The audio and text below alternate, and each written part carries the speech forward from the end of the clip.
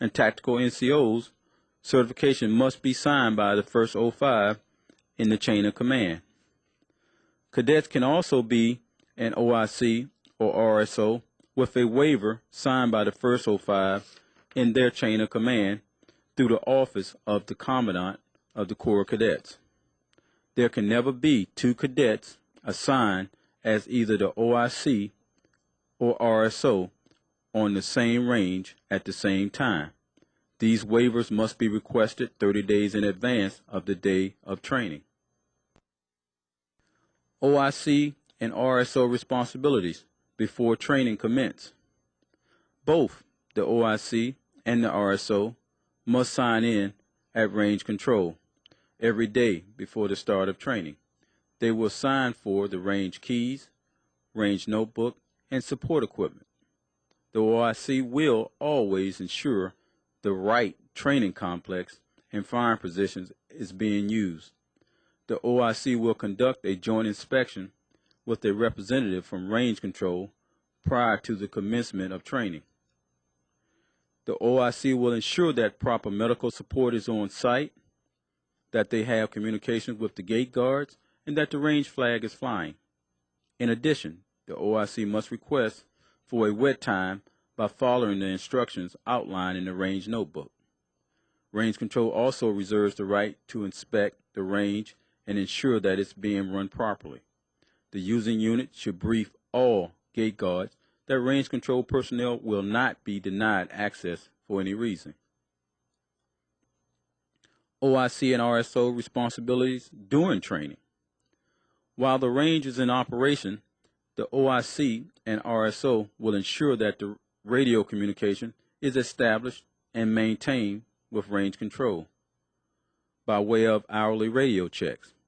In the event of an incident, ensure that a ceasefire is called and range control is notified as time and circumstances permit.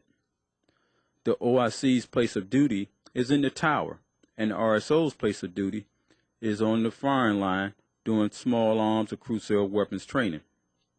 The OIC and only the OIC must acknowledge all check fire status with his or her initials. OIC and RSO responsibilities after training is completed. After the training event has been completed, the OIC or RSO should request a dry time from range control.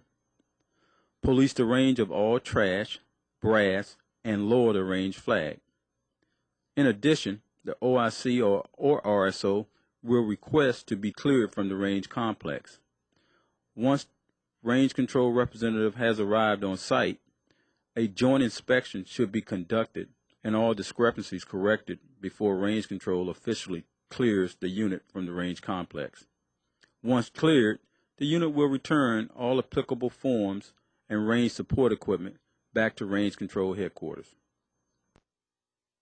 Here are some mandatory requirements. During artillery or mortar firing, only commissioned officers can be OICs. A cadet can either be an OIC or RSO, but at no time can there be both a cadet OIC and a cadet RSO on the same range at the same time.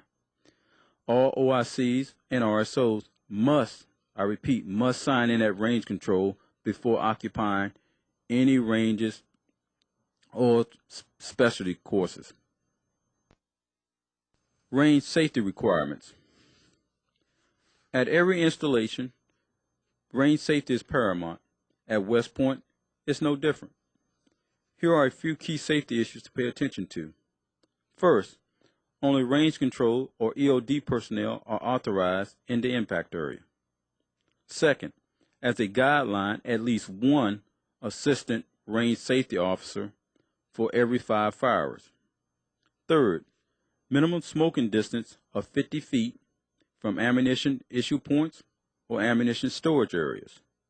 Fourth, vehicle traffic speeds are as follows: 25 miles an hour on all roads inside of the West Point Range and Training Complex, unless otherwise posted.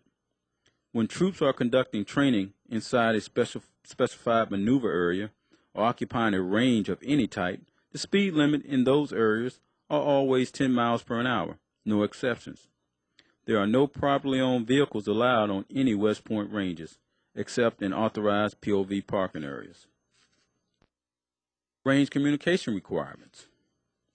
Communication requirements for all small arm ranges are supported by handheld VHF radios as the primary means of communicating with range control, and the telephone as an alternate means if radio communication is lost. Communications while conducting maneuver training or controlling gate access will be handled by the training units on internal communications.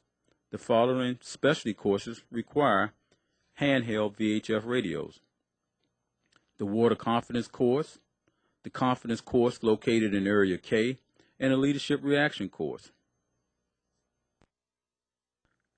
Range medical requirements. The following ranges or facilities require a combat lifesaver with evacuation vehicle and combat lifesavers bag: all small arm ranges, the Leadership Reaction Course, and the Wreck-It Obstacle Course located inside of Camp Buckner, and the Skeet Range. The following ranges or facilities require a 91 Whiskey medic or an emergency medical technician EMT: all crew served weapons ranges, AT-4 and Claymore ranges, demolition ranges, rappelling and confidence course sites. The Water Confidence Course, in addition, must have a certified diver and qualified lifeguards on hand. Here is some additional information. If your unit is planning on using any of the rappelling sites, the OIC must have completed the Rappel Master's certification course from an approved TRADOC rappelling school. A copy of the individual's graduation certificate must be on file at Range Control Headquarters. Also, from time to time, unscheduled aircraft may inadvertently fly over the range and training complex. If you witness an aircraft in your direction of fire, you would immediately call ceasefire on the firing line, place yourself in an administrative check fire status, and notify range control, and stand by. Once the aircraft has left your area, contact range control and have your check fire status lifted, and you may continue training. Pyrotechnics and simulator use is authorized under certain conditions. Please refer to USMA Regulation 385-11 for further information. And when you are signing in at range control, please inquire about the usage of all pyrotechnics and smoke training aids for that day, as it pertains to your possible training event. Range Control Authority. Range Control Authority is derived from a variety of sources, primarily USMA Regulation 385-11, but also Army Regulation 385-63 and other authoritative agencies. We are responsible for the enforcement of all regulatory and safety requirements. Our authority within the complex is indisputable, yet that doesn't mean we're unbending. But when a representative of range control tells you to do something, it's normally for a good reason and in your best interest. Please comply, and if there is a difference of opinion, then please utilize the appeal process, starting with the range control manager. Questions. A representative from range control, or if you're viewing this at your home duty station, your unit representative will answer any additional questions you may have. After this question and answer session, you will take the OIC RSO safety test to become eligible to conduct range operations at West Point. Please feel free to use USMA Regulation 385-11 to answer all the questions on the OIC RSO examination. Again, thanks for your undivided attention.